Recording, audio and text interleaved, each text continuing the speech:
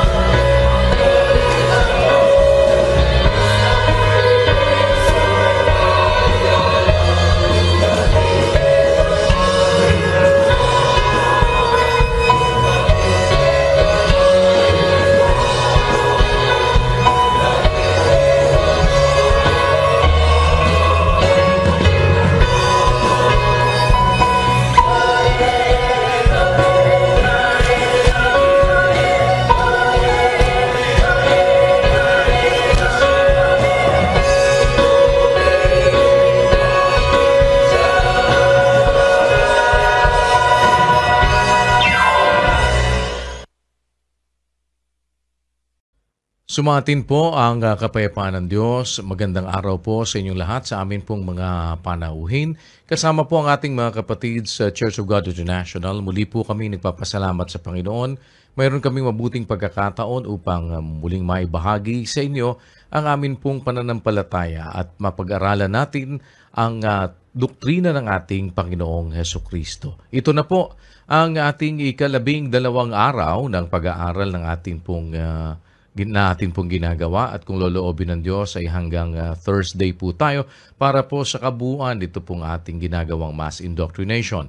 At kung loloobin ng Diyos, paalala namin muli sa inyo, ang ating pong schedule ng mass baptism ay sa darating na Biyernes alas 8 po ng umaga, Philippine Standard Time. Samantala, narito muna po ang pagpapatuloy ng ating pong pag-aaral ng mga doktrina ng ating Panginoong Hesus. Narito po ang kapatid na Eli Soriano. Magandang araw mga kababayan sa inyong lahat sa iba't ibang dako. Salamat po sa Panginoon sa inyong muling pagbalik, pagdalo.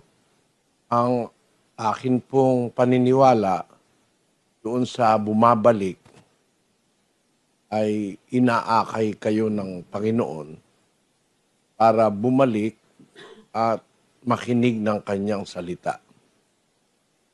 At sana bigyan po natin ng daan ang pag-akay ng Diyos sa atin. Doon po sa 2:4 ng Roma, meron pong ganitong sinasabi doon. O hinahamak mo ang mga kayamanan ng kanyang kabutihan at pagtitiis at pagpapahinuhod na hindi mo nalalaman na ang kabutihan ng Diyos ay siyang umaakay sa iyo sa pagsisisi? Merong mga tao, hindi nila alam na may umaakay palang Diyos sa kanila. Pag ang tao mayroong balak na magpakabuti, magsisi, magbagong buhay, trabaho po ng Diyos yun. Pag ang isang tao naman mayroong nasa tuklasin ng kalooban ng Diyos, makinig ng kanyang salita at magpasimulang magpakabuti sa buhay, trabaho ng Diyos yun. 2:13 po ng Filipos. Sapagkat Diyos ang gumagawa sa inyo maging sa pagnanasa at sa paggawa ayon sa kaniyang mabuting kalooban. Ang Diyos ang wika ang gumagawa sa inyo maging sa pagnanasa at sa paggawa ayon sa kanyang mabuting kalooban. Yung pagnanasa po ng tao, nag-uumpisa yun sa Diyos eh. Kasi naturalmente, sa ating naturalesang mga tao, hindi tayo nag-uumpisa na mag-umpisa ng paggawang mabuti eh. Ang paggawa po ng mabuti, nag-uumpisa sa Diyos eh. Siya ang nagbibigay sa atin ng nasa para tayo ay magnasa o magkaroon ng intensyon na gumawa ng mabuti. Naturalmente, ang gusto natin, puro mga bagay dito sa lupa ang ating magawa. Magkaroon ng asawa, yun ang mga unang pagnanasa ng taong may isip na eh. Yung kasing pagnanasa ng mga bata, okay lang yun eh. Ang bata, ang gusto lang naman maglaro, kumain, magkaroon ng laruan. Pero pag nagkakaisip na po, naiiba na ang nasa ng mga bata. Ang nasa ng bata, magkaroon ng kaibigan, tapos later magkaroon ng asawa, tapos magkaroon ng anak, tapos magpaaral ng anak. Pag nakatapos yung anak, okay na raw siya nun. Wala na siyang ibang nasa pa sa buhay. Walang nasa ang tao, pangkaraniwan sa tao, na umalam ng Diyos, hanapin ng Diyos. Yun po ang pinakamahalaga sa lahat yung pag-alam ng mga bagay na ukol sa Diyos. Pero hindi kasama yon sa ninanasa ng halos lahat ng mga tao. Kung meron man sigurong mga tao nagnanasa na pangunahin ang nasain niya yung kalooban ng Diyos, bihira siguro yung ganong mga tao. Pero ang pangkaraniwan, yung mga nasa ng tao, yung nasa sanlibutan, yung nasa mundo, mga bagay na panlupa. Kaya po, halimbawa, dumating sa atin yung panahon na pagnanasa natin makaalam tayo ng bagay ng Diyos. Meron po kasing isang huwes, kinukwento niya sa akin yung kanyang kasaysayan. Nakikita niya ako sa telebisyon matagal na. Sabi niya, sino kaya ito? Sabi niya, sino kaya itong tarantadong ito? Sabi niya ganon. Nadadaanan niya ang programa sa TV, pero hindi siya interesado. Marami siyang trabaho bilang huwes. Marami siyang hawak na kaso. Noong minsan po, nagkaroon siya ng sakit sa puso. Humingi siya ng bakasyon dahil magpapagamot siya. Ang sabi ng doktor sa kanya, magpahinga siya kahit na 3 buwan. Napirmi siya sa bahay. Meron siyang dinaramdam na sakit sa puso. Doon siya nakapakinig. Nung makapakinig siya, nagkaroon siya ng pagnanasa na makinig uli. Nakinig uli. Naghahanap daw siya ng mali na sasabihin ko mali. Sa panahon na na 3 buwan, hindi ako nakakita ng mali. Ang nakita ko katotohanan. Kaya, dumating yung oras, nabautismohan siya. Sumapi siya sa iglesia. Yung pagnanasa ng tao na makaalam. Kasi natural sa'yo, wala kang hilig dun Ang hilig mo, kung abogado ka, o kung ikaw inhinyero, yung mga bagay na natutuhan mo. Pero yung magnasa kang umalam ng salita ng Diyos, bihira merong ganon. Marami pong tao, ang laging gusto yung bagay na panlupa. Kaya ang Diyos, may isang aral siya nasa Colosas 3:1-2. Pakinggan nyo. Kung kayo nga'y muling binuhay na kalakip ni Kristo, ay hanapin ninyo ang mga bagay na nangasa itaas, na kinaroroonan ni Kristo na nakaupo sa kanan ng Diyos. Ilagak ninyo ang inyong pag-iisip sa mga bagay na nangasa itaas, huwag sa mga bagay na nangasa ibabaw ng lupa. Ilagak ninyo ang inyong mga pag-iisip sa mga bagay na nangasa itaas, huwag sa mga bagay na nangasa ibabaw ng lupa. Ang natural po kasi sa tao, puro yung panlupa, makapagtapos, magkaroon ng pamilya, magpatayo ng bahay. Ang tawag pa nga nung iba, dream house daw niya Salamat sa Diyos, hindi ako nagkaroon ng salitang dream house. Wala akong nun, hindi pumasok sa isip ko yung dream house. Ako, basta meron lang akong kapirasong lugar. In my little room, I'm hiding away. And there on the shelf is a picture of you. Nung high school ako, natutunan ko yung In My Little Room. Nagustuhan ko yung kanta na yun kasi talagang ganun lang ako. Maliit lang na kwarto. Tapos makaraos lang sa pagtulog ng maayos. Kahit nga hindi maayos, pwede na rin wala ako nung parang malaking-malaking bahay. Tapos Hindi ko po pangarap yun eh. Ang punto ko, hindi ko po pangarap yung ganun. Iba siguro ang pangarap ko kaysa sa iba.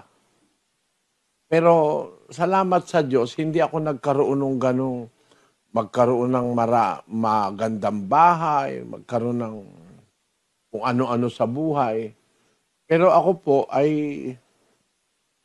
nagpapasalamat sa Diyos na natutuhan ko yung aral na nasa Biblia. Gusto ko ma-share sa iba, lalo na yung mga tao na busy-busy, talagang pagka sa Diyos, mahirap mong iayain. Ako busy-busy ako sa trabaho, busy-busy ako sa maraming busy-busy eh. Pero tanungin mo kung ano na ang kalagayan ng kanilang pananampalataya, wala silang kasiguraduhan. Nagpapakita lang ng katotohanan ang tao, bibihira po yung naghahanap ng Diyos. Yun ang pangunahin nating katungkulan sa buhay.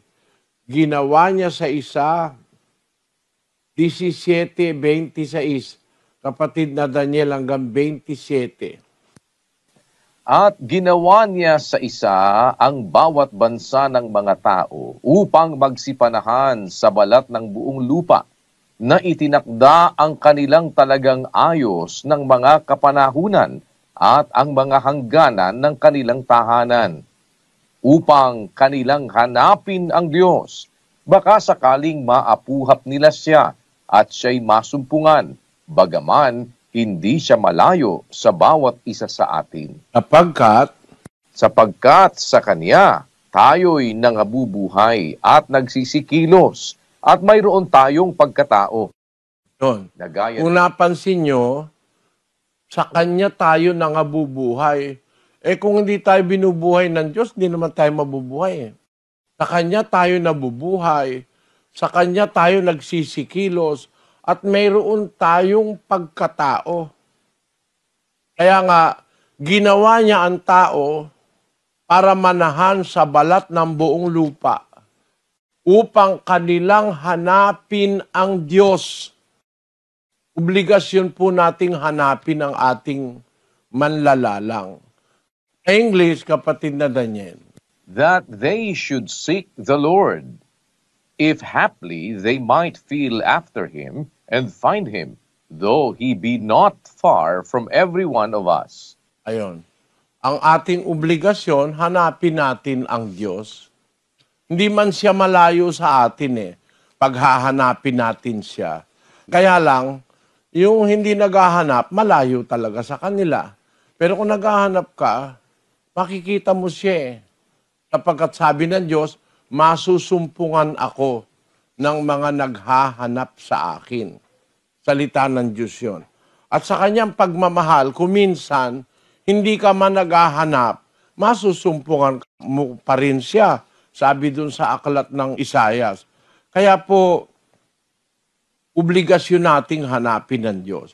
Kung nakakaramdam kayo, kaya kayo bumabalik, dahil parang gusto nyo yung kabutihang naririnig nyo, gusto nyo magbagong buhay, gawa ng Diyos yun sa atin. Sabi sa Biblia, Diyos ang gumagawa sa inyo, maging sa pagnanasa at sa paggawa, ayon sa kanyang mabuting kalooban. At yung sinasabi sa 2:4 na una nating binasa, hindi mo baga nalalaman ng wika, ang kabutihan ng Diyos ay siyang umaakay sa iyo sa pagsisisi. Kaya kung halimbawa, nagkakaroon na tayo ng ganong mga damdamin, parang nagsisisi tayo, gusto na nating magpakabuti, gawa ng Diyos yun. Huwag niyo po yung baliwalain, mga kapatid. Pagbigyan natin ng Diyos sa buhay natin, bumalik kayo araw-araw na may pag-aaral tayo para matutunan po ninyo yung salita ng Diyos. Umpisa natin ngayon ang ating paksa. Meron po akong babasahin sa inyong talata. Ito pong talatang ito, magpapakilala sa inyo kung ano kayong klaseng tao. Hindi ko po kayo hahatulan, wala akong karapatang humatol. Ang Panginoon lang ang makakahatol sa atin. kasi alam niya ang ating kalooban. Pero sa babasahin kong mga talata, mga kapatid, makikilala nyo kung ano ba kayong klaseng tao. Kayo mismo, sa pag-aaral natin, dapat makilala kasi natin ang ating sarili. Makilala natin ano bang klaseng lahi ang pinanggalingan natin. Sa Pilipinas po, ang tawag sa atin ay conglomeration of different races.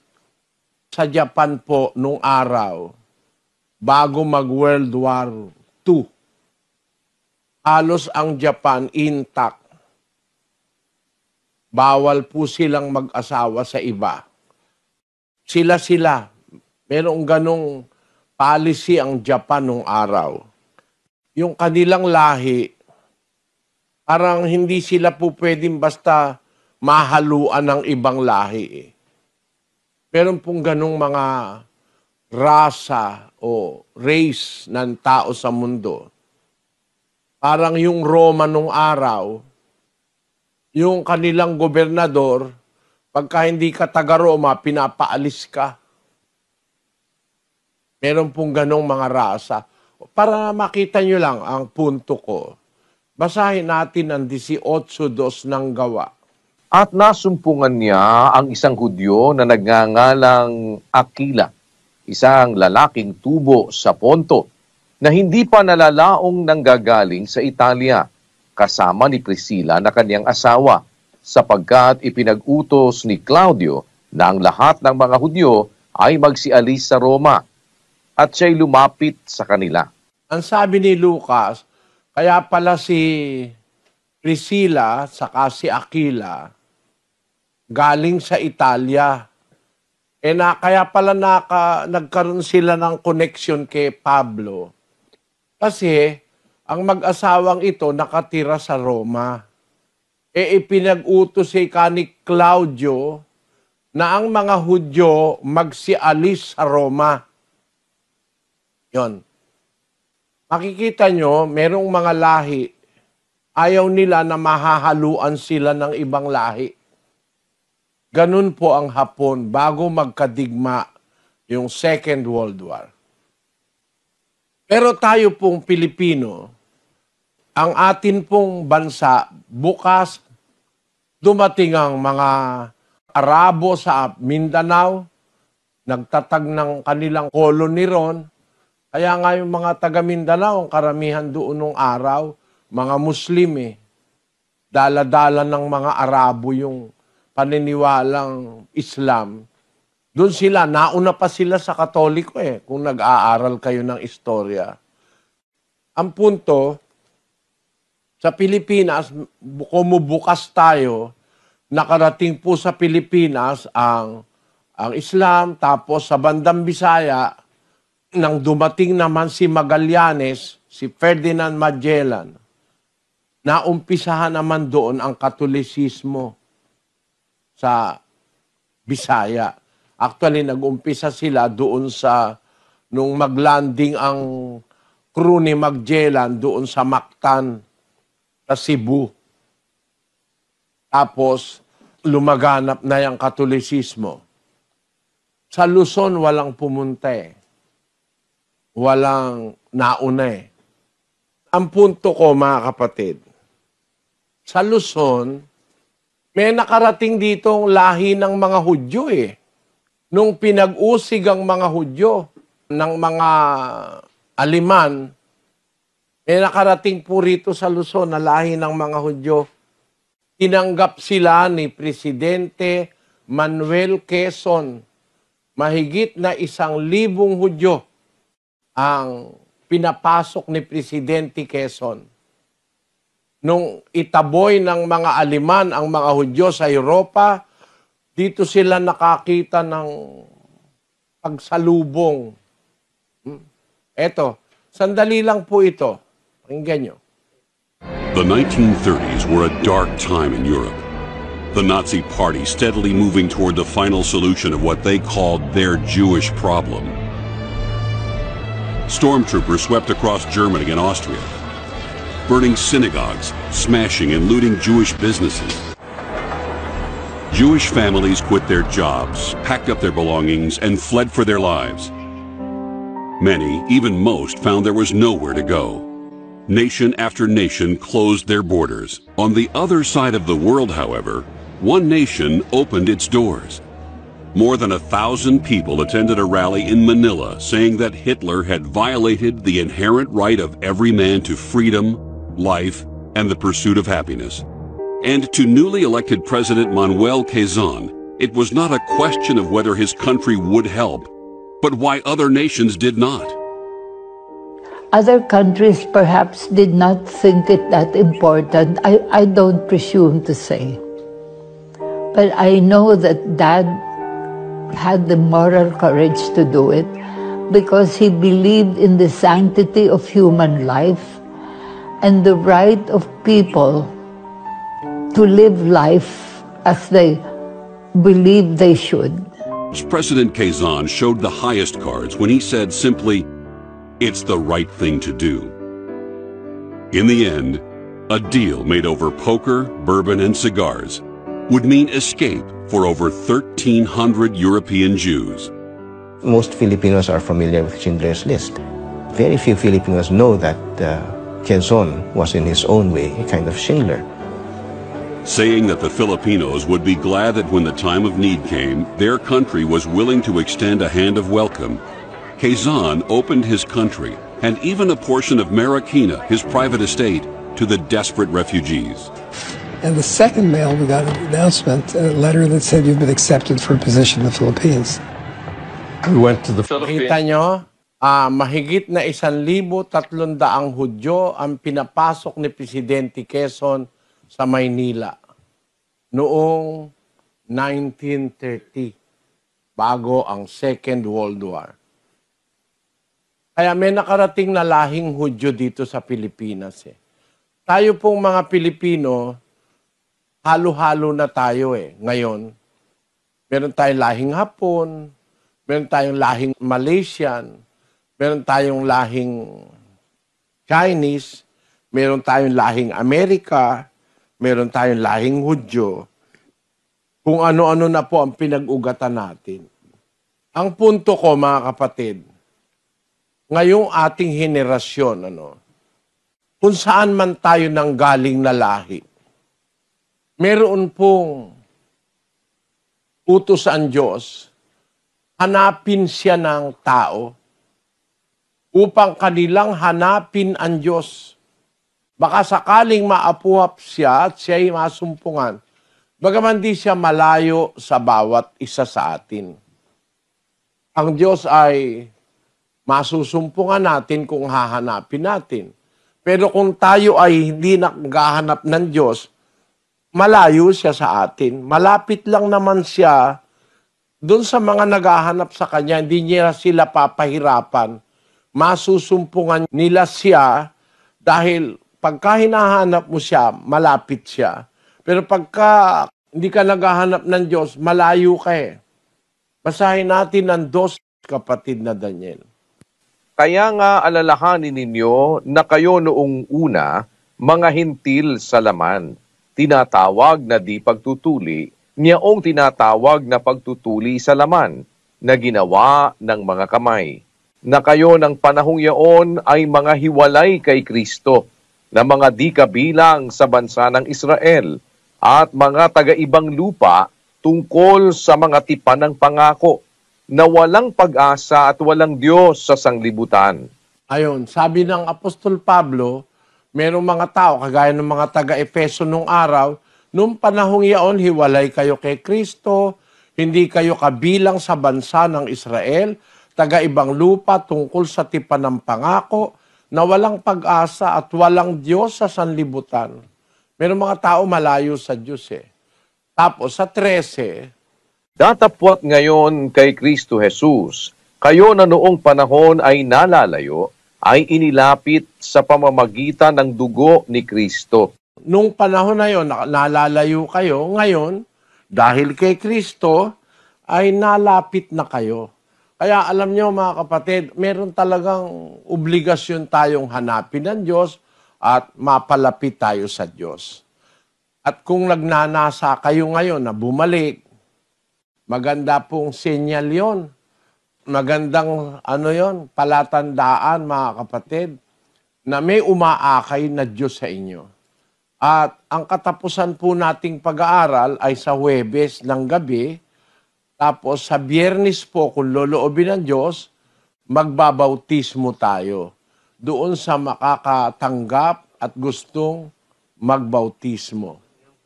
Pero hindi po muna yan ang ating pag-uusapan ngayon.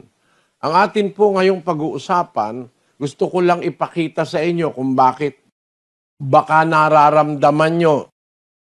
Gusto kong pumunta uli, gusto ko uling makinig. Gawa ng Diyos yun. Mahalagahin nyo po yun, mga kapatid. Yung magnasa kayo na bumalik, makinig ng kanyang salita, pag nanasa yun na galing sa Diyos. Ngayon, pag nakita naman ni Satanas na may nasa kayo, bumalik, makinig, ang gagawin naman ni Satanas, aalisin yung pagnanasa. Lalagyan kayo ng hadlang. Baka maaari magalit ang asawa mo, tatay mo, nanay mo, aawayin ka, ganon. Marami na kaming karanasan, kaya alam kong sabihin yan. Pinibigyan ko lang agad kayo ng paunang sabi para matuto po kayong mag-analyze ng mga pangyayari. Tandaan nyo, dalawang bagay po ang umiiral sa mundo, masama at saka ang mabuti.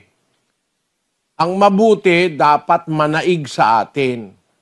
Kaya lang, pagka magnanasa ka ng gumawa ng mabuti, tutuksuhin ka naman at pipigilin ka ni Satanas. Tingnan ninyo ang isang kasaysayang nasa Biblia.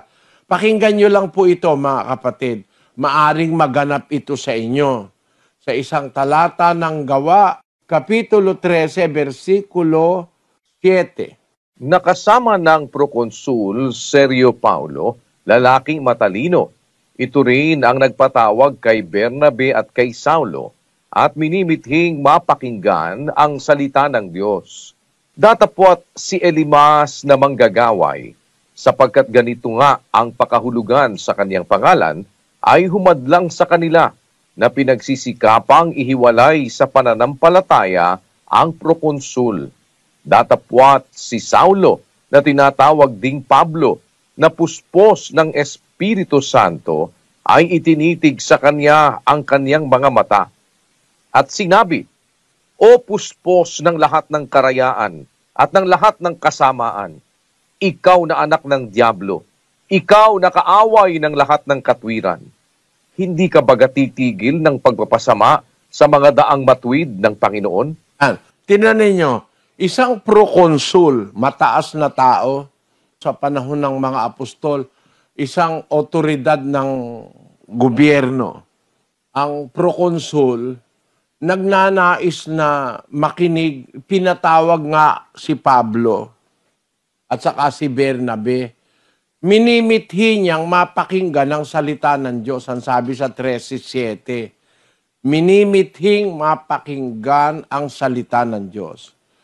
Pero nung nagkakaroon na siya ng pagnanasang makinig, si Elimas naman na manggagaway, sapagkat yun ang kanyang pangalan ano ito, mangkukulam, manggagaway, humahad lang kay Prokonsul Sergio Paulo. Humahad lang, pinagsisikapang ihiwalay sa pananampalataya ang prokonsul. Nangyari po ito Mangyayari ito, pwedeng sa inyo. Na pagka magnanasa ka ng tumanggap ng pananampalataya at ng salita ng Diyos, may kakasangkapanin ng demonyo para ikaw ay hadlangan. Maaaring magulang mo, maaaring hindi alam ng magulang mo na gawa ng Diyos yung ginagawa mo, akala niya masama, maaari kanyang hadlangan. Maaring asawa mo, maaring kapatid mo, kaibigan mo, kamag-anak mo, o kung sino man. Kaya ngayon, aalamin po natin. Alamin nyo anong klase kayong tao. Kayo na po ang bahala, hindi ako pwedeng humatol. May babasahin lang akong salita para malaman nyo kung anong klase kayong tao, mga kapatid, na nakikinig kahit sa ampun lugar ngayon na nakakonekta sa atin. Basahin natin ang Mateo, Kapitulo 13, at ang bersikulo ay 3. At pinagsalitaan niya sila ng maraming mga bagay sa mga talinhaga na sinasabi, narito, ang manghahasik ay yumaon upang maghasik. At sa paghahasik niya ay nangahulog ang ilang binhi sa tabi ng daan. At dumating ang mga ibon at kinain nila. At ang mga iba'y nangahulog sa mga batuhan na dooy walang sapat na lupa. At pagdakay sumibol sapagkat hindi malalim ang lupa at pagsikat ng araw ay nangainitan at dahil sa walang ugat, ay nangatuyo. At ang mga iba'y nangahulog sa mga dawagan, at nagsilaki ang mga dawag, at ininis ang mga yaon. At ang mga iba'y nangahulog sa mabuting lupa, at nangagbunga, ang ilay tig-100, ang ilay tig-60, at ang ilay tig-30. Meron pong manghahasik o yung magsasaka sa ating bansa. Ang tawag magsasaka, yung nagtatanim. Lumabas siya para maghasik ng binhi, magtanim. 4 ang nahulugan ng binhi. Yung ibang binhi nahulog sa tabindaan. Yung ibang binhi nahulog sa batuhan. Yung ibang binhi nahulog sa dawagan. Tapos yung ibang binhi nahulog sa mabuting lupa. Ang nagbunga, yung nasa mabuting lupa. Yung 3 binhi na sayang. Kasi yung sa tabi ng daan, pagkahasik, nahasik yung binhi, dumating mga ibon, kinain, sabi nung 13:4, tignan nyo sa screen. Sa tabing daan, dumating ang ibon, kinain. Yun namang nahulog sa batuhan, kumo batuhan, walang malalim na lupa, agad tumubo. Pero kumo batuhan, hindi makaano yung ugat, hindi makapasok yung ugat, natuyo nung sumikat ang araw, natuyo. Kasi walang sapat na tubig. Hindi siya makakuha ng tubig sa bato kasi sa lupa nandun yung tubig eh. Ngayon, yun namang isa, nahulog sa dawagan. Aba, kumo maraming dawag, mga siit-siit, mga damo-damo, nainis yung binhi, hindi rin nakalaki, hindi nagbunga. Pero yung nahulog sa mabuting lupa, nagbunga. Yung ibang bunga, 30, yung iba, 60, yung iba, 100. Ibig sabihin, yung nahulog sa mabuting lupa, ang ganda-ganda ng pagkakatubo. Ang tanong, ano po ang kahulugan ng talinghagang ito ni Kristo? Pakinggan nyo, makinig po kayong mabuti. Konting bagay lang naman na makinig kayo mga kapatid. Wala naman dapat pagkaabalahan. Alamin natin ang kahulugan ng talinghaga. Yung magsasaka o yung nagtatanim, may daladalang binhi, 4 na lugar ang napuntahan ng binhi. Tabing daan, batuhan, dawagan, at saka mabuting lupa. Basahin natin ang paliwanag sa Biblia. Sa Lucas 8:11. Ito ang talinhaga. Ang binhi ay ang salita ng Diyos. Yung pala naman binhi na nahulog sa 4 na lugar, hindi pala naman yun buto ng palay o kaya yung, hindi naman pala pala yun, hindi naman pala yun buto. Yung binhi pala ang salita ng Diyos. Ano nangyari? At ang mga sa tabi ng daan ay ang nangakinig. Kung magkagayoy, dumarating ang diablo at inaalis ang salita sa kanilang puso upang huwag silang magsisampalataya at mga ligtas. Aba, malalim pala kahulugan ito. Yung binhi, salita ng Diyos, yung palang lugar na tabing daan, kung tawagin, yun pala, puso ng tao yun. Ang sa tabi ng daan ay ang nangakinig. Pero pagkapakinig nila, dumarating agad yung ibon, kinakain yung binhi. Yung pala, yung larawan ng dyablo. Dumating ang dyablo, inalis ang salita sa kanilang puso upang wag silang magsisampalataya at maligtas. Naku mga kapatid, pakita ko sa inyo lang sandali ho. Siguro, yung mga ibang nakinig, ang kanilang puso, tabing daan. Kung tabing daan, madali lang mayapakan, madali lang. Pagka nagtanim ka kasi sa tabing daan, maraming istorbo kasi maraming daan ng daan eh. Eh si Satanas nasa daan yan lagi eh. Gumagala yan eh. 5:8 ng unang Pedro. Kayo'y maging mapagpigil, kayo'y maging mapagpuyat. Ang inyong kalaban na diablo, na gaya ng liyong umuungal, ay gumagala na humahanap ng masisila niya. Yan. Yung diablo, lakad na lakad yan eh. Ano? Gumagala yan.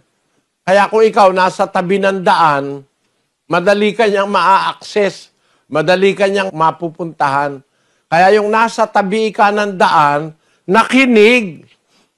Pero dumarating ang diablo, inaalis ang salita sa kanilang puso upang wag silang magsisampalataya at maligtas. Pakiramdaman nyo, sarili nyo. Nung makinig ba kayo, nawala agad yung salita ng Diyos? Hindi nagkaroon ng matimbang na pagpapahalaga sa inyo? Baka kayo nabibiktima ng diablo, inaalis yung salita. O ngayon, tuloy natin ang binabasa nating talinghaga sa 8:13. At ang mga sabatuhan ay yaong mga pagkarinig ay tinatanggap na may galak ang salita. At ang mga ito'y walang ugat, na sila sa sandaling panahoy nagsisisampalataya at sa panahon ng tukso ay nagsisihiwalay. Yung pala naman yung batuhan. Yung pala, mga tao, ang halimbawa ng 4 na lugar, mga tao, yung kanilang puso. Yung pusong batuhan, ang ibig sabihin nun, matigas kasi yun eh. Hindi makakapenetrate yung ugat, hindi makakapasok yung ugat sa bato. Kaya walang masyadong maraming makukuhang nutrients o sustansya. Pagka uminit ang araw, na ang kahulugan ng araw ay uminit, tukso yun, matutuyo yung binhi. Ang sabatuhan, yung mga pagkarinig, tinatanggap na may galak ang salita, natatanggap agad, pero walang ugat dahil batuhan yung lugar eh. Batuhan yung puso. Na sila sa sandaling panahon, nagsisisampalataya at sa panahon ng tukso, humihiwalay na. Kaya nawawala na. Di na bumabalik. Tuloy natin ang talata.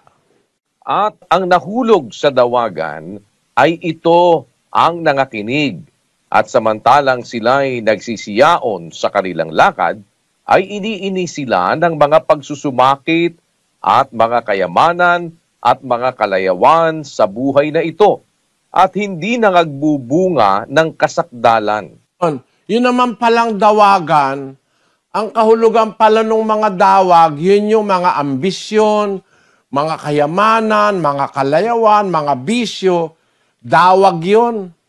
Kumbaga sa isang lugar na maraming mga tumutubong mga damo, mga siit-siit, maraming mga sukal, tawag nila doon sukal eh. Pagka nandun nahulog ang binhi, hindi magpo-progress.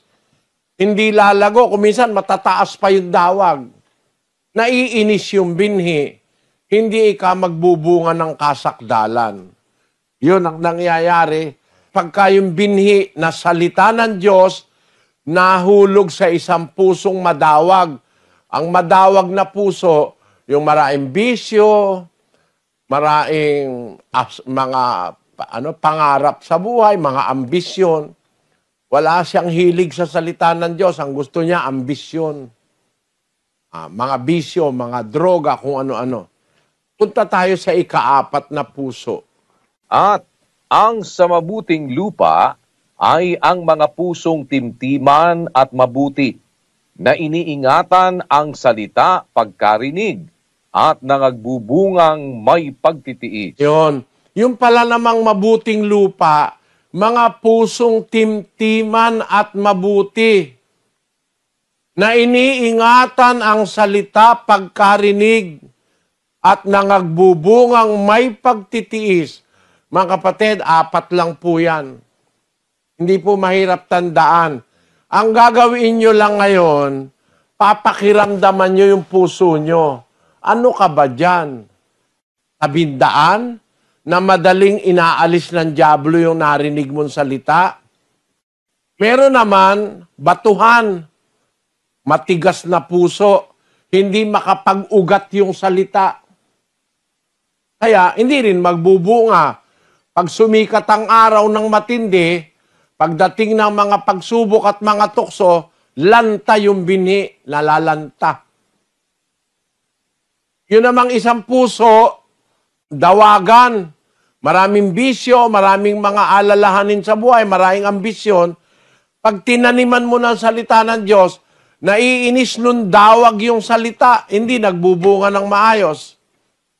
Pero merong puso, mabuting lupa, pagkatanim ng salita, isang pusong timtiman at mabuti. Iniingatan ng salita pagkarinig, nagbubungang may pagtitiis. Mga kapatid, mga kababayan, mga bisita, kayo ngayon, meron po kayo ngayong paraan na para kilalanin nyo ang inyong sarili. Ano ka ba rito? Ang puso mo ba mahilig salita ng Diyos? Iniingatan mo ba? Ikaw siguro yung mabuting lupa. Pero kung yung puso mo ayoko ng iglesia, marami pa akong gustong magawa sa buhay. Parang yung nakilala ko nung araw. Kaibigan po namin yun Matalino siya. Nakapakinig siya, okay daw. Wala namang mali. Nga niya, ngayon ko lang narinig yan nung bandang huli, ayaw pa bautismo. Ayaw umanib. Hindi pa ikakontak kasi tapos sa pag-aaral Kasi okay lang, di mo naman pwedeng pilitin. Nakatapos, naging abogado, mataas ang grade, napunta sa abroad. Ayun, nabalitaan ko, nahiwalay sa asawa, napabayaan yung mga anak, may pamilya na sa Amerika, nag-aaway silang mag-asawa ngayon, yung una niyang asawa, tapos may demandahan sila. Merong ganun pong mga tao Madawag ang puso. Maraming ambisyon. Kaya kuminsan naliligaw na ng landas. Pero yung mabuting lupa, pag narinig niya yung salita, iniingatan niya Namumunga yung salita ng Diyos sa kanya. Kaya kayo ngayon, mag-isip, 4 lang po ang klase ng tao sa mundo. Taong may pusong tabing daan, madaling maagaw ng dyablo yung salita, yung binhi. Taong batuhan, matigas ang puso, hindi nakakapenetrate ang ugat ng salita o ng binhi. Taong mayroong madawag na puso, na maraming ambisyon, bisyo, mga kung ano-anong bagay sa lupa. Tao naman na may mabuting puso, mabuting lupa, na tinatanggap ang salita. Yan po ang 4 na puso ng tao na nakikinig ng salita ng Diyos. Kayo ngayon, makakakilala kayo sa sarili nyo. Ano ba kayo? Ano ba ang puso nyo? Pusong tabindaan, madaling alisin yung salita? Kinukuha agad ng dyablo? O pusong batuhan, matigas ang puso? Hindi makapasok yung ugat dahil batuhan ang puso? Tapos, Yun namang pusong dawagan, maraming mga dawag-dawag, maraming mga kung ano-anong ambisyon sa buhay, hindi natutuloy na lumaki yung binhi. O yung pusong mabuting lupa, na pagkarinig ng salita, iniingatan sa puso at nagbubunga na may pagtitiis.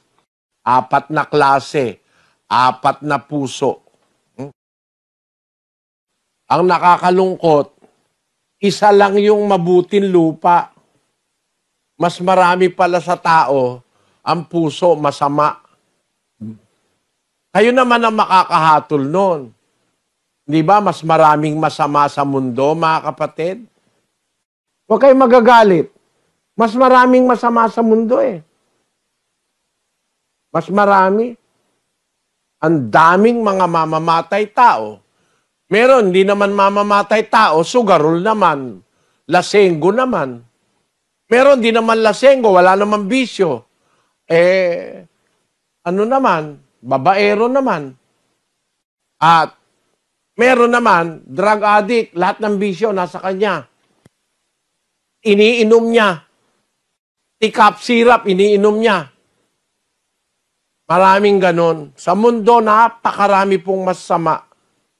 Pero ang mabuting balita ng Diyos, ito po mabuting balita, mga kapatid, mga kaibigan, makinig kayo ha. Yung palang puso ng tao, 3 masama.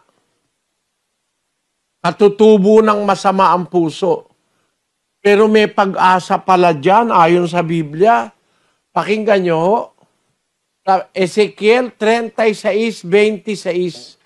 Bibigyan ko rin naman kayo ng bagong puso at lalagyan ko ang loob ninyo ng bagong espiritu at aking aalisin ang batong puso sa inyong katawan at aking bibigyan kayo ng pusong laman. 7.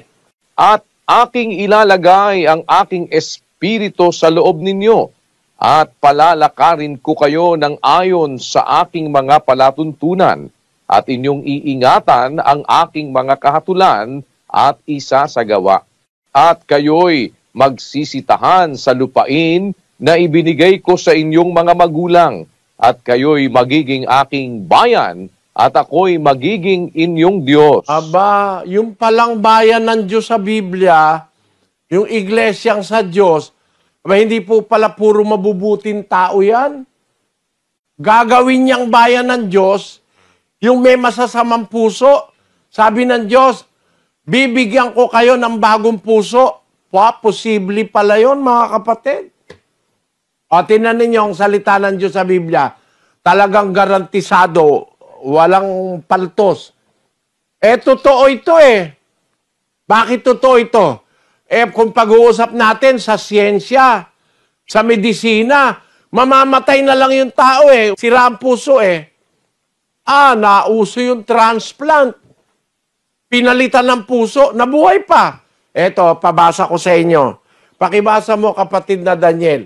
Ito po ay mga taong na wala ng pag-asang mabuhay.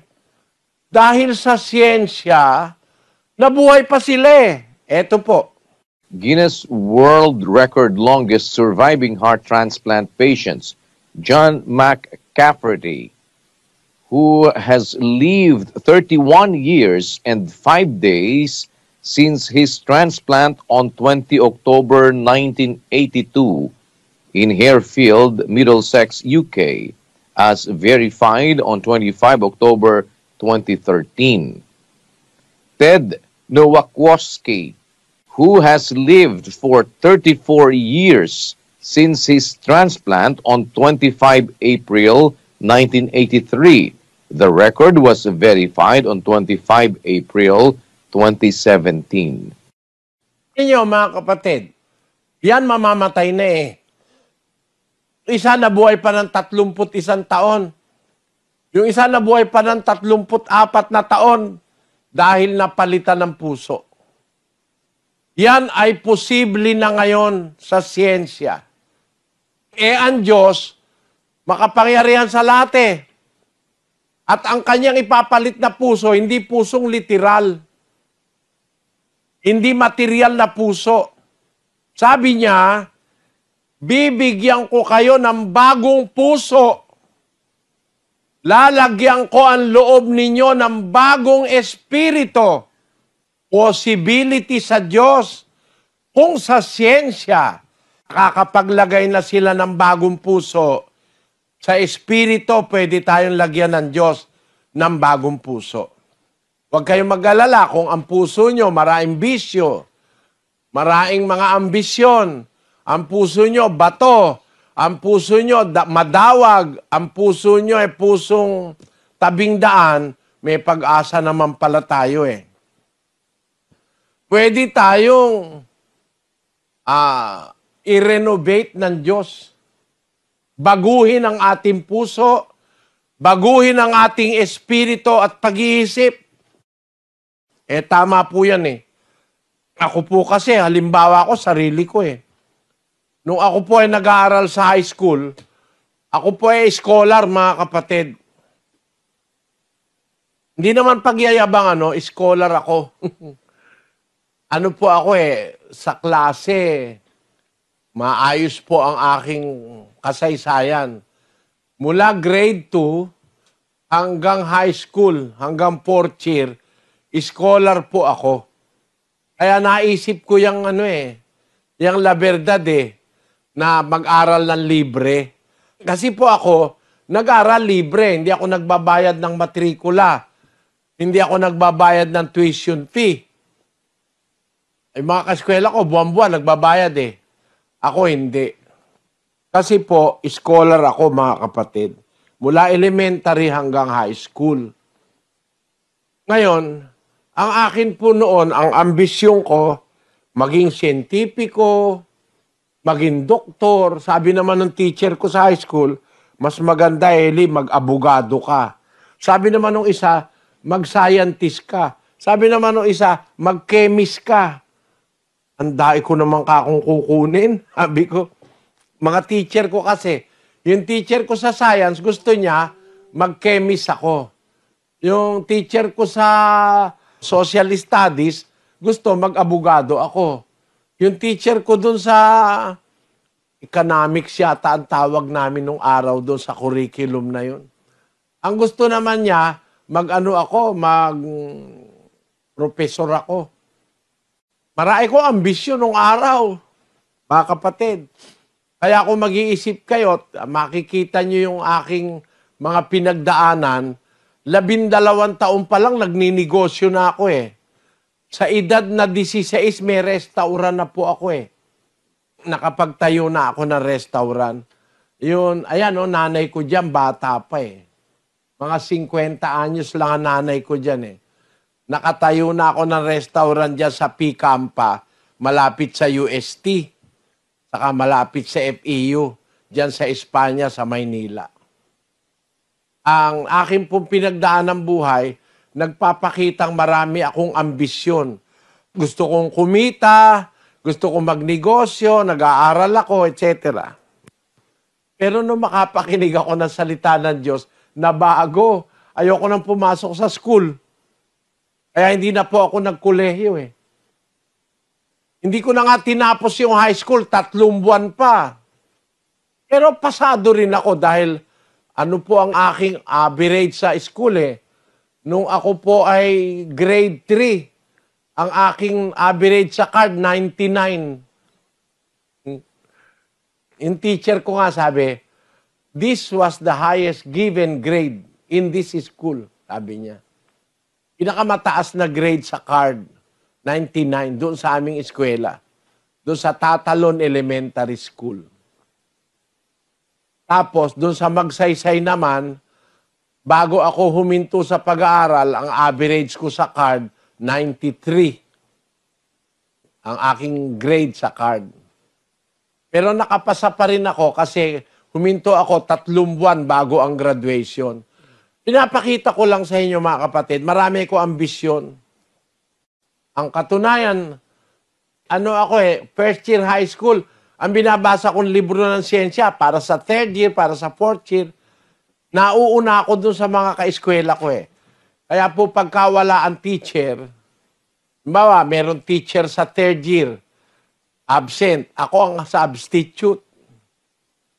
May teacher sa fourth year, absent. Substitute ako. Fourth year yun. Third year pa lang ako, nagsasubstitute ako. Ganon ang pagkakilala sa akin ng aking mga maestro at nung principal ng Magsaysay. Binigyan po ako ng magandang karanasan sa eskwela. Nakakapagturo ako kahit sa school. Hindi naman ako teacher. Pero nakakapagturo ako. Isang oras kasi ang bawat klase. Pag may absent, sumasubstitute ako sa teacher. Ang nanay ko kasi nung araw, grade 7 pa lang, nagtuturo na rin siya sa school. Nung araw po may grade 7 eh. Panahon ng nanay ko, mga 1930s. Galing siguro ako naman ako sa tatay ko at sa nanay ko. Mahilig kasi sa karunungan.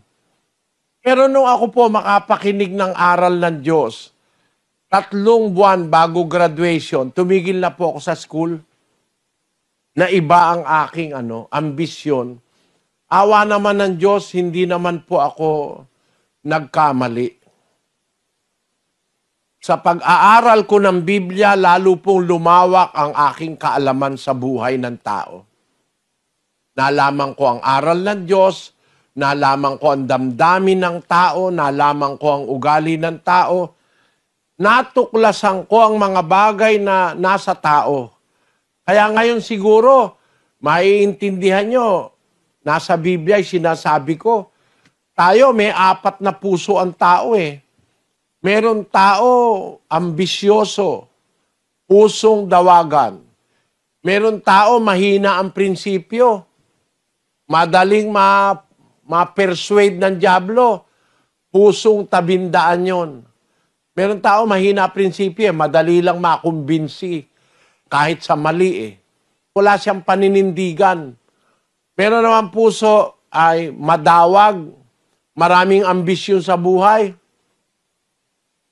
Meron naman matigas na puso, matigas na loob na tao, mahirap makumbinsi. Pero meron naman tao, mabuting lupa, mahilig sa mabuti. Pero tayong lahat may pag-asa. Gusto kasi ng Diyos maligtas tayo lahat eh. 2:4 ng unang Timoteo. Na siyang may ibig na ang lahat ng mga tao'y mangaligtas at mga kaalam ng katotohanan. Diyos gusto niya lahat tayo maligtas eh. Kaya pwede siyang gumawa ng ng repair. Pwedeng i-repair ng Diyos yung puso natin, yung isip natin. Pwede tayong baguhin. Makapangyarihan ng Diyos para gawin yan, mga kapatid. Nagagawa nga ng doktor sa material yan eh. Papalitan ka ng puso, lalagyan ka ng ibang bato, lalagyan ka ng isang matang iba, no? Nagagawa yan ng doktor eh. Diyos pa ang hindi makagawa na baguhin ang ating pagkatao. Kung tayo lang ay sasampalataya, susunod sa Diyos, magtatagumpay na mabago ang ating pagkatao, mga kapatid. Pwedeng mabago. Ang saksi ko, ako, nabago po ako ng pag-iisip eh. Dati ang hilig ko, yung maging tanyag, makilala sa lipunan, maging abogado, maging mataas na tao. Lahat ng iyong gumuho eh. Nung marinig ko yung salita ng Diyos eh. Nawalan ako ng paggana sa pag-aaral sa school. Ayoko nang mag-aral. Ayoko nang pumasok sa school. Nagbasa na lang ako nagbasa ng Biblia. At nabago po ng Biblia ang aking mga ambisyon sa buhay, mga kapatid. Nabago po ng salita ng Diyos. Kaya ako, natuto akong, nung araw kasing maliit ako eh. Pagka may pera ako, yung bigay ni papang ko na pera, ang gagawin ko po ron, ididikit ko dun sa aking kwarto. Di ko ginagastos. Alagay ko sa baol, may baol akong maliit, dinidikitan ko yun ng mga bagong-bagong pera. Yun naman mga baryan, lalagay ko sa lata na na gatas, yung lata ng Darigold at saka ng Darigold yata nung araw at saka Senyorita. Lalagay ko ron, tapos babaon ko sa lupa para walang makakita. Hindi ako gumagastos masyado. Ang ko, mag-ipon para dumami pera ko. Yun ang araw ko. Kaya nga ako po 12 taon pa lang natuto na akong magnegosyo Sabi ko nga sa inyo, wala pa akong 17 anyos, meron na akong restaurant Meron na rin akong coaching maliit. Sa lahat ng mga kapatid ko, ako naunang nagka-coaching. Yung tinatawag nung araw na Austin Mini. Ewan ko kung dinatnan nyo pa yun, Austin Mini. Ewan ko kung dinatnan nyo pa yung Darigold, yung gatas nung araw, bubutasan ko yan, lalagyan ko ng pera ko. Yan. Darigold. Nung araw po yun, nang ako'y wala pang aral ng Diyos na alam. Pero nabago po ang isip ko, natuto ako ng mas magandang bagay sa buhay. Yung matutunan ko ang salita ng Diyos. Kaya isinasaksi ko yung sarili ko, mga kapatid. Nag-umpisa ako ng maraming ambisyon sa buhay. Bata pa lang, napakita ko na meron akong ambisyon. Nagtayo na ako ng negosyo. Pero, hindi pala yun ang aking linya. Nabago ang aking kalooban. Nabago yung aspiration ko sa buhay. Nawala yung isip ko dun sa maging makatapos, kung ano man, nawala po ron. Kung gusto ko namang makatapos, pwede naman. Libre kasi ako Libre ako sa school. Miski sa kolehiyo po, libre rin ako. Meron po akong offer noon sa MLQ, Manuel Luis Quezon University, doon sa Quiapo. Bibigyan pa ako ng allowance na 120 pesos isang buwan. Meron din po akong offer sa Thailand nung ako'y high school. Kasi nung kumuha kami ng standardized test, ako po ang pinakamataas na test dun sa UP nung araw.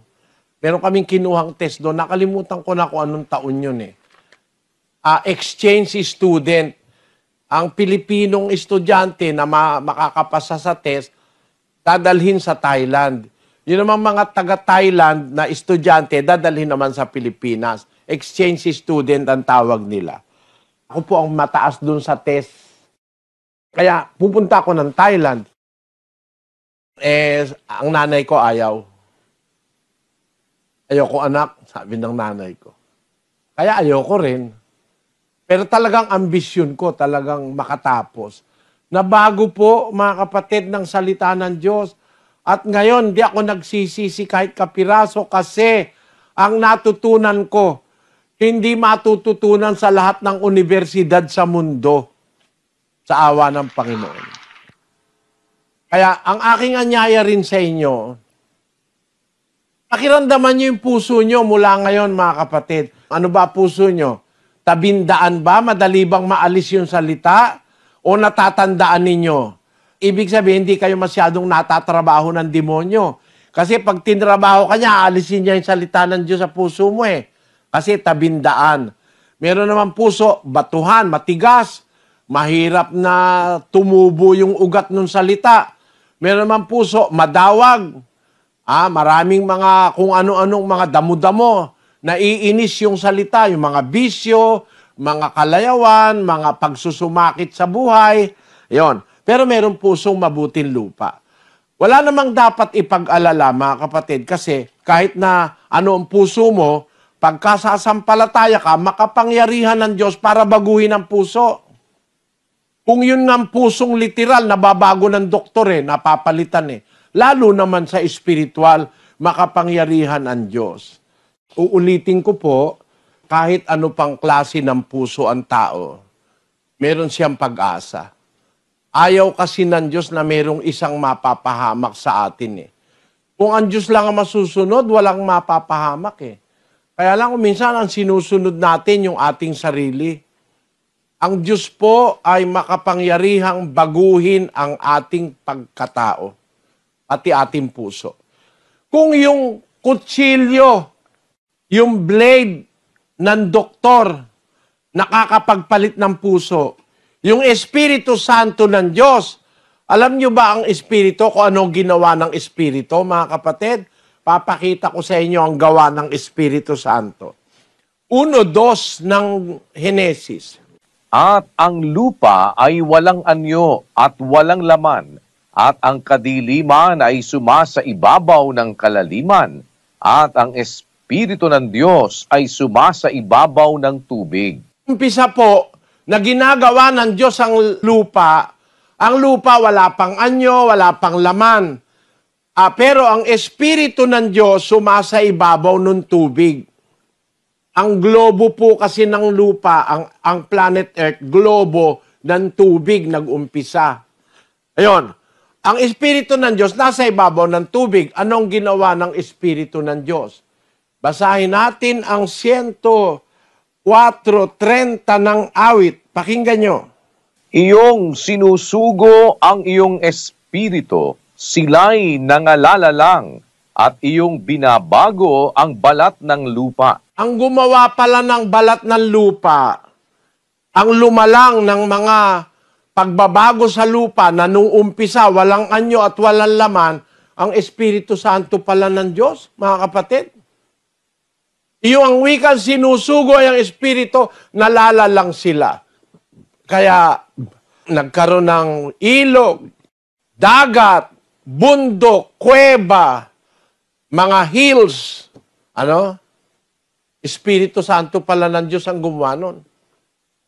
Kung ang Espiritu Santo nakakagawa ng bundok, nakakapaglagay ng kuweba, yung iyong pagkatao, mahirap na baguhin ng Espiritu Santo.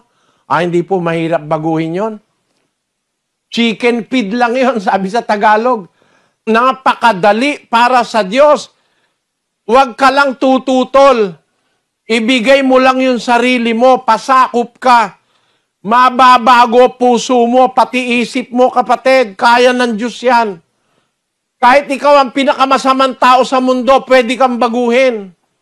Tingnan ninyo, itong ginawa ng Diyos sa isang tao, ito po ang pinakamasama nung panahon niya. Wala nang mas masama rito sa taong ito. Basahin natin ang Timoteo, Kapitulo 1, at ang versikulo ay 13 hanggang 15. Bagaman ang una, ako'y naging mamumusong at manguusig at mang-aalipusta. Gayon may kinahabagan ako, sapagkat yaoy ginawa ko sa di pagkaalam sa kawalan ng pananampalataya. At totoong sumagana ang biyaya ng ating Panginoon na nasa pananampalataya at pag-ibig na pawang kay Kristo Jesus. Tapat ang pasabi at nararapat tanggapin ng lahat na si Kristo Jesus ay naparito sa sanglibutan upang iligtas ang mga makasalanan, na ako ang pangulo sa mga ito. Ako ika ang pangulo, sabi ni Pablo. Naging apostol pa siya. Nung una ako, mamumusong. Alam nyo yung mamumusong, napakasamang kasalanan nun. Yung nagsasalita ka ng masama laban sa Diyos, impyerno pupuntahan mo nun Yung namumusong ka. Pero kung ginawa yan ni Pablo, wala pa siyang alam na katwiran. Sabi niya, nung una ako'y mamumusong, mang-uusig, inuusig niya ang iglesia. Nung una, alam niyo ba ang ginawa ni Pablo sa pag-uusig sa iglesia? Pakinggan niyo, 22:4 ng Gawa. At aking pinag-usig ang daang ito hanggang sa pagpatay, na tinatalian at ipinapasok sa mga bilangguan ang mga lalaki at gayon din ang mga babae. Napakatindi ni Pablo. Inuusig niya yung mga unang Kristiyano. Pinapapatay niya, pati babae. Ang tindi, ang lupit. Pero ang sabi ni Pablo, bagaman ang una ako'y naging mamumusong, mang-uusig, mang-aalipusta, kinahabagan ako, sapagkat ay ginawa ko sa di pagkaalam, sa kawalan ko ng pananampalataya. At sa 15, ang sabi niya, tapat ang pasabi, nararapat tanggapin ng lahat na si Kristo Jesus na parito sa sanlibutan upang iligtas ang mga makasalanan na ako ang pangulo sa mga ito. Siya pala ang presidente ng makasalanan sa panahon niya. Ibig sabihin, siya ang nangunguna sa pagiging masama-sama. Napakasamang tao ni Pablo sa pagpapakilala niya sa kanyang sarili. Ako ang wika, ang pangulo sa mga makasalanan. Mag-isip ka ng kasalanan. Siguro si Pablo, number 1 siya, sabi niya eh. Hindi naman ako nagsabi nun, hindi ko naman sinisiraan si Pablo. Si Pablo, nag-uusig, namumusong, ipinapapatay ang mga unang Kristiyano, napakalupit. Malayo bang ng babae rin yun? Malayo ba na yun marami pang ibang ginawang mga masama? Sabi niya ako ang pangulo sa mga makasalanan. Ibig sabihin, presidente siya ng mga tarantado. Ayon. Pero nagbago siya. Binago siya ng Panginoon nang sumampalataya siya. Kaya lahat tayo may pag-asa, mga kapatid. Yan ang mabuting balita. Kahit ano pang klaseng tao kayo, ang mga pinapatawad ng Diyos na tao, basahin natin ang unang Korinto 6:9. O hindi ba ganinyo nalalaman na ang mga liko ay hindi magsisipagmana ng kaharian ng Diyos?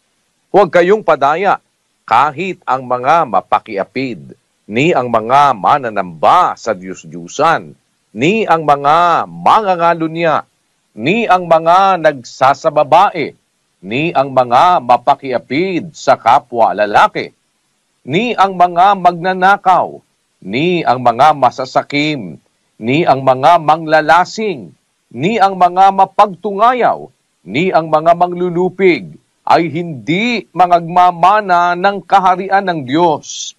At ganyan ang mga ilan sa inyo. Ngunit nangahugasan na kayo, ngunit binanal na kayo, ngunit inaring ganap na kayo sa pangalan ng Panginoong Hesukristo at sa Espiritu ng ating Diyos. Amen. Ang liwa-liwanag.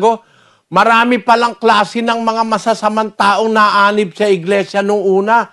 Pero nahugasan na kayo. Ang nahugasan, yung nabautismuhan na.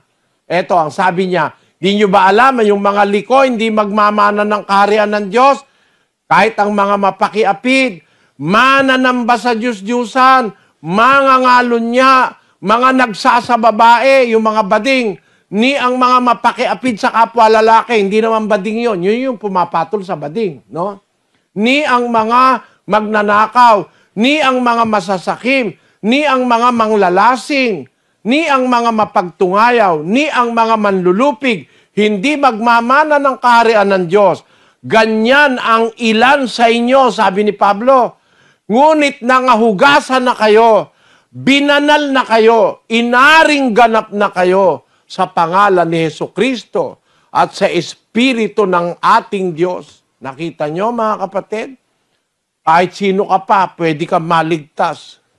Basta lang, mahugasan ka, magbalik loob ka, at magsisi. At yun po ang ating layunin sa pag-aaral na ito. Kung kayo man ang pumunta rito, makinig, masamang tao, pareho lang po tayo, huwag kayong mahiya. Karamihan sa amin, masasama rin tao dati. Meron pa nga dyan, dati drug addict eh. Pero tayo ngayon, ministro, 2, drug addict, kasama ko yung isa rito. Ngayon, matinong tao. Hindi mo maaaring sabihin masamang tao pa sila. Kasi, dati silang masasama, mga sugarol, mamamatay tao yung iba. Pero nang maanib sa iglesia, ang iglesyang ito walang record ng pagpatay. Kahit inaapi na kami, hindi kami pumapatay ng kapwa. Yan po ang nagagawa ng salita ng Diyos. Kaya sabi natin, sa Diyos ang kapurihan. Balik po sana kayo, mga kapatid. Bukas po ay pagpatuloy natin ang bagay na ito. At sana loobin ng Diyos makabalik kayo bukas. Pakiramdaman nyo yung pag-akay ng Diyos. Pakiramdaman nyo rin yung pang-iistorbo ni Satanas. Huwag kayong papatalo. Huwag kang papadaig kay Satanas. Kahit pinipigilan ka, makinig ka pa rin, kapatid. Inaakay ka ng Diyos. Pagbigyan mo ang Diyos at magiging dapat ka. Hanggang dito muna po ang ating napag-aralan. Sana bumalik kayo. Kapatid na Daniel? Opo, at bukas kung loloobin ng Panginoon ang atin pong kasunod na pag-aaral ng mga doktrina ng ating Panginoong Jesucristo sa atin po namang ika-13 araw na kung loloobin ng Diyos. Bukas, araw po yan ng Miyerkules dito sa atin sa Pilipinas, alas 7 ng gabi. At ganoon din po kaming nag-aanyaya sa inyo. Samahan ninyo kami sa atin pong isinasagawa na Global Prayer for Humanity tuwing alas 9:30 po ng gabi mula Lunes hanggang Biyernes. At sa kalooban ng Panginoon, tayo po ay muling magkita-kita bukas para sa pagpapatuloy ng ating pag-aaral ng mga doktrina ng ating Panginoong Jesucristo. Kasama po ang ating mga kapatid sa Church of God International.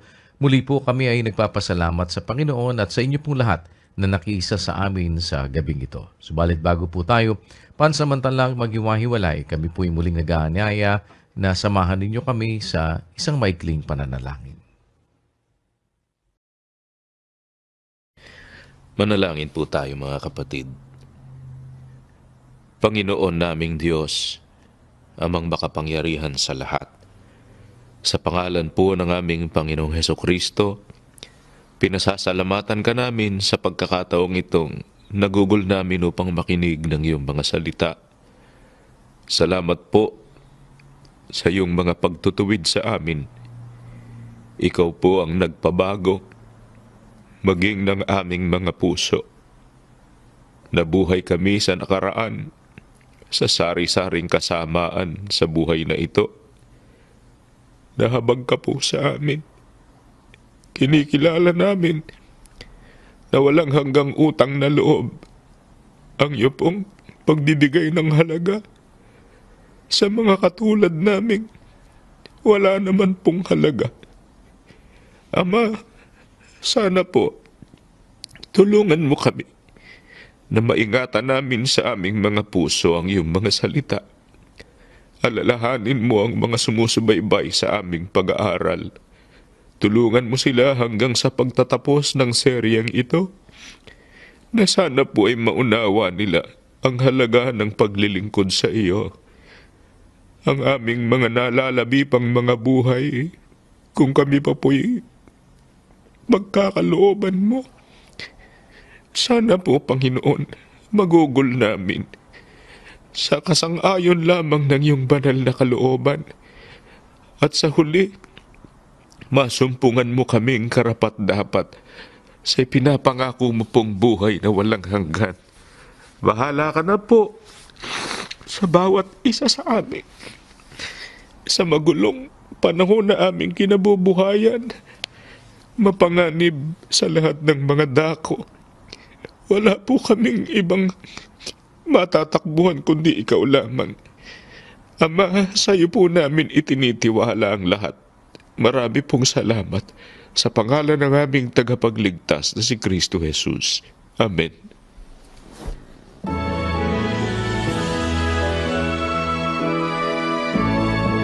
Sa Diyos amang nalakilan at sa anak ay nagkarangalan at sa Espiritu Banal, luwalhati kailanman.